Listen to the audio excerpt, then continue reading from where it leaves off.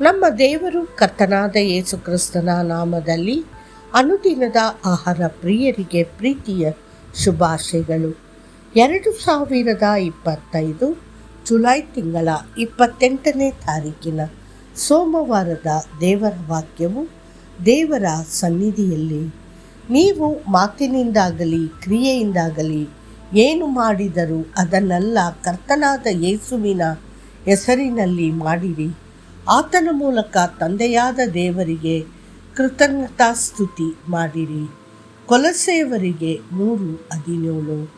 ದೇವರ ಸಾನ್ನಿಧ್ಯ ಎಂಬ ಪದವನ್ನು ತಮಿಳಿನಲ್ಲಿ ವಿವಿಧ ರೀತಿಯಲ್ಲಿ ಅನುವಾದಿಸಲಾಗಿದೆ. ಉದಾಹರಣೆಗೆ, ದೈವಿಕ ಸಾನ್ನಿಧ್ಯ, ದೇವರೊಂದಿಗಿನ ಸಂಪರ್ಕ.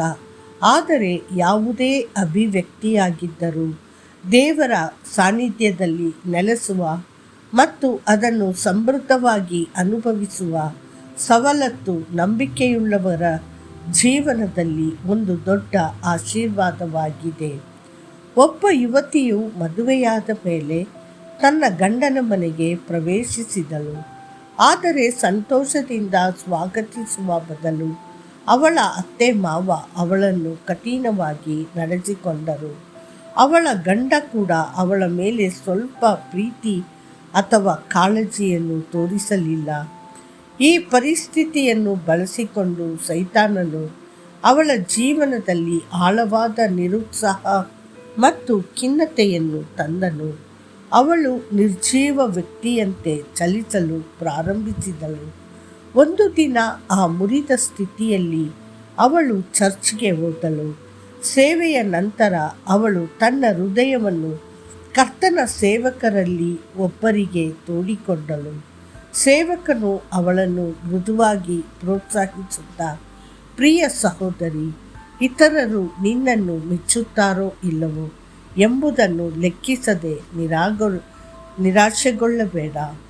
ನಿನ್ನ ಕುಟುಂಬಕ್ಕಾಗಿ ನೀನು ಮಾಡುವ ಎಲ್ಲವನ್ನು ಕರ್ತನು ನೋಡುತ್ತಾನೆ. ಅವನು ನಿನ್ನನ್ನು ಮೆಚ್ಚುತ್ತಾನೆ. ಅವನು ನಿನ್ನನ್ನು ಆಳವಾಗಿ ಪ್ರೀತಿಸುತ್ತಾನೆ. ಅವನ ಕೃಪೆಯು ನಿನ್ನ ಮೇಲೆ ಅಪರಿಮಿತವಾಗಿ ಸುರಿಸಲ್ಪಟ್ಟಿದೆ. ಅವನು ನಿನ್ನನ್ನು ತನ್ನ ಪ್ರಾಣಕ್ಕಿಂತ ಹೆಚ್ಚಾಗಿ ಪ್ರೀತಿಸಿದ್ದಾನೆ ಎಂದು ಹೇಳಿದಳು.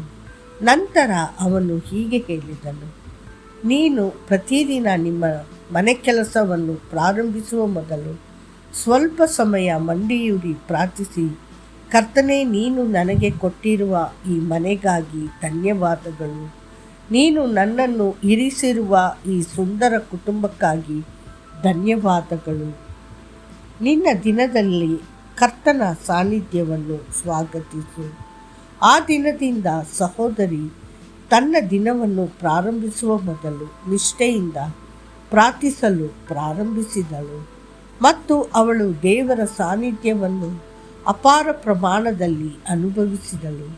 ಕರ್ತನು ತನ್ನೊಂದಿಗಿದ್ದಾನೆ, ಅವಳನ್ನು ನೋಡಿಕೊಳ್ಳುತ್ತಿದ್ದಾನೆ ಮತ್ತು ಅವಳನ್ನು ಆನಂದಿಸುತ್ತಿದ್ದಾನೆ ಎಂದು ಅವಳು ಅರಿತುಕೊಂಡಳು. ಒಂದು ದಿನ ಅವಳು ತನ್ನ ಕೆಲಸವನ್ನು ಮುಗಿಸಿದ ನಂತರ ಕರ್ತನು ಮೃದುವಾಗಿ ಪಿಸುಗುಟ್ಟುವುದನ್ನು ಅವಳು ಕೇಳಿದಳು. ನನ್ನ ಮಗಳೇ, ಮತ್ತು ಅವಳ ಹೃದಯವು ವರ್ಣಾತೀತ ಸಂತೋಷದಿಂದ ತುಂಬಿತು.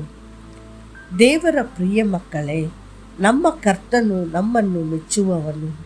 ಆತನೇ ಹೀಗೆ ಹೇಳುತ್ತಾನೆ, ಫಲ ನಂಬಿಗಸ್ತ ಮತ್ತು ಒಳ್ಳೆಯ ಸೇವಕನೇ, ನೀನು ಕೆಲವು ವಿಷಯಗಳಲ್ಲಿ ನಂಬಿಗಸ್ತನಾಗಿದ್ದೆ.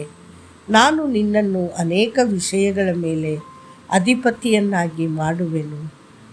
ನೆನಪಿಡಿ, ದೇವರು ಪ್ರತಿ ಕ್ಷಣವೂ ನಿನ್ನನ್ನು ನೋಡಿಕೊಳ್ಳುತ್ತಾನೆ ಮತ್ತು ಅವನು ನಿನ್ನಲ್ಲಿ ಸಂತೋಷಪಡುತ್ತಾನೆ. ಮತ್ತಷ್ಟು ಹೆಚ್ಚಿನ ಧ್ಯಾನಕ್ಕಾಗಿ ಕೃತಜ್ಞತಾಸ್ತುತಿಯಿಂದ ಆತನ ದ್ವಾರಗಳನ್ನು ಪ್ರವೇಶಿಸಿರಿ. ಆತನ ಅಂಗಳಗಳನ್ನು ಸ್ತೋತ್ರದಿಂದ ಪ್ರವೇಶಿಸಿರಿ. ಆತನಿಗೆ ಕೃತಜ್ಞತೆಯನ್ನು ಸಲ್ಲಿಸಿ ಆತನ ನಾಮವನ್ನು ಸ್ತುತಿಸಿರಿ. ಕರ್ತನು ಒಳ್ಳೆಯವನು, ಆತನ ಪ್ರೀತಿಯು ಶಾಶ್ವತವಾದದ್ದು, ಆತನ ನಂಬಿಗಸ್ತಿಕೆಯು ತಲತಲಾಂತರಕ್ಕೂ ಇರುತ್ತದೆ. ಕೀರ್ತನೆಗಳು 104 ಮತ್ತು 5. ಕರ್ತನು ನಿಮ್ಮನ್ನು ಆಶೀರ್ವದಿಸಲಿ. ಆಮೇನ್.